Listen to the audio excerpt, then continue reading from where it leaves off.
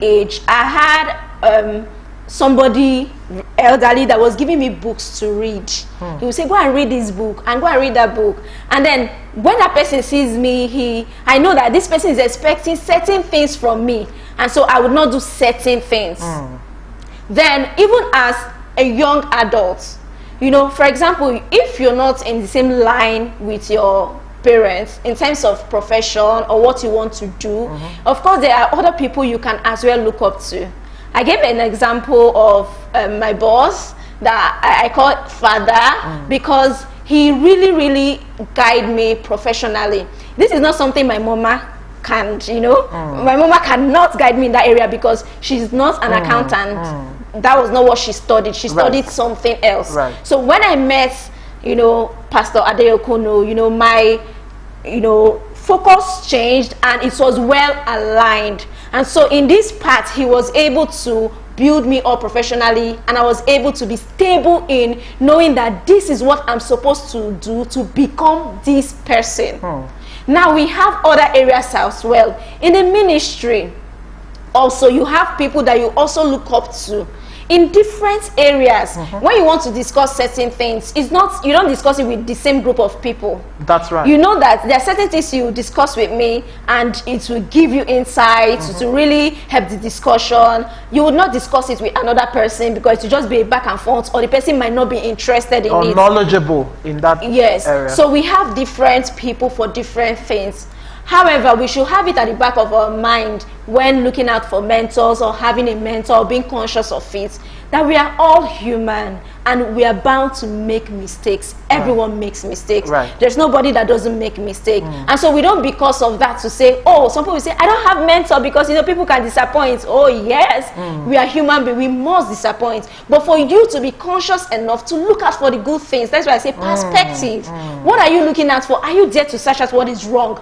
If you can identify that this is wrong, then leave it and go for what is right. Focus on that area that is building you up. Then the area that is not will just be, you know, insignificant to you. So it is very important that we are conscious of the mentors that we have around us. It will make us all mouse. I remembered when I was in my teenage years, I wanted to actually write my first book. At that age, I drafted something. I still have that diary. My mom gave that diary to me. I cherish it a lot because it had a key. You know, it was unique. But when I took it to one of my teachers, his reaction stopped me. He was like, no, what is this? You're too young to write this. So he saw something that if it was somebody that was, you know, more enlightened in that area, he would know how to guide me, you know, to say, oh, you can think up something like this. Okay, let me guide you on how to put it. But with that, his reaction, I dropped that you know, diary. I still have it today, locked up somewhere. You know, I dropped it and I never went back to it until when I started the Don't Blow Your Chances book. So it's important we know who is meant for what and be conscious. As teenagers, we are not ignorant of certain things. You're no longer a child. They should not, you know, open your head and impute some things or uninstall and install. No, you can make your decision. You know, at the age of that teenager's age, we get to make our final decisions like, this is what I will take, this is what I will not take at that age. So you mean the teenagers are the years where personal principles are set? Formed. Yes.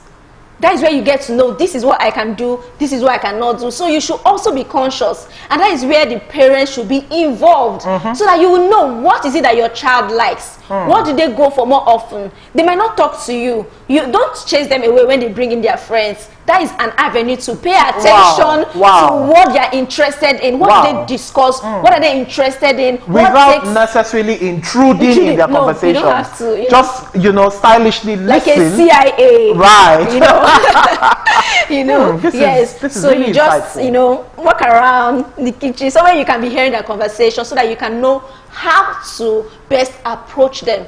Because when you come to them and you're not saying something that is relevant, they'll listen to you. To the things that appeal to them, right? And you know, I read something this, and I've always really had this, you know, from my knowledge of psychology, as you know, someone who is versed in the study of psychology. As a human being, there are several parts to each and every one of us. Kemak as a brother is different from Kemak as a friend, different from Kemak as a lover, different from Kemak as a father. So back to what you're saying, by allowing your children express the different aspects of their personality in different contexts, it will help the parents understand, you know, the sum total of who their child is. Exactly. And even empower them to really guide the children. And be effective in their life. Wow. Because you can think you're modeling or you're rolling and you're not effective because you don't have idea, you know, of their different perspective. So when you have idea, you know when you want to advise, you know where to chip in, you know where to come in, you know where to start from, you know what catches their attention, you know what they are interested in when you have these insights. So it's very important. Okay, very quickly, because we're almost out of time. You wrote a book called Don't Blow Your Chances. I wish we had a copy of that book here. What would you say, and I know that book addressed both parents and young people. For the benefit of our parents watching, what is the takeaway message that you hope parents would get from that book?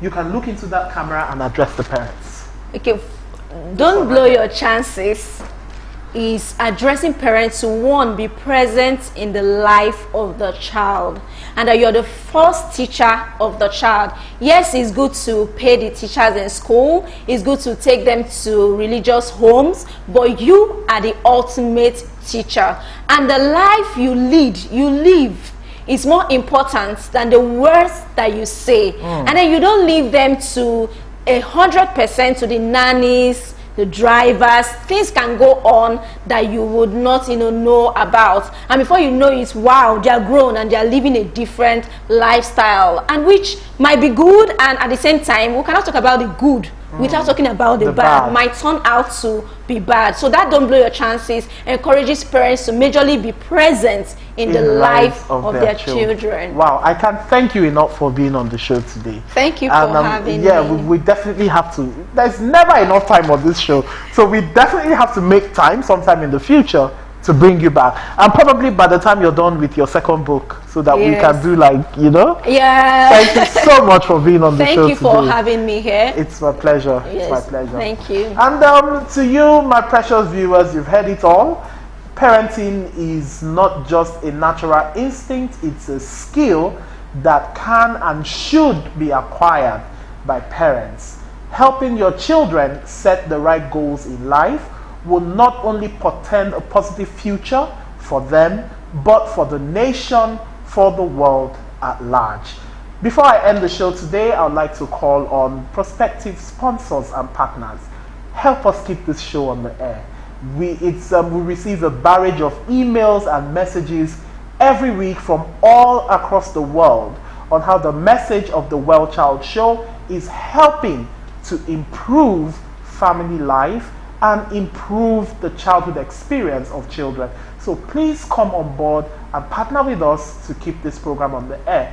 To do that, you can call the number showing on your screen, 0808 3305 051. Thank you so much for being a part of the show today. I'll be back again on same station next week. But before I leave, I want to remind you that child health and safety is everybody's business. Goodbye and God bless you.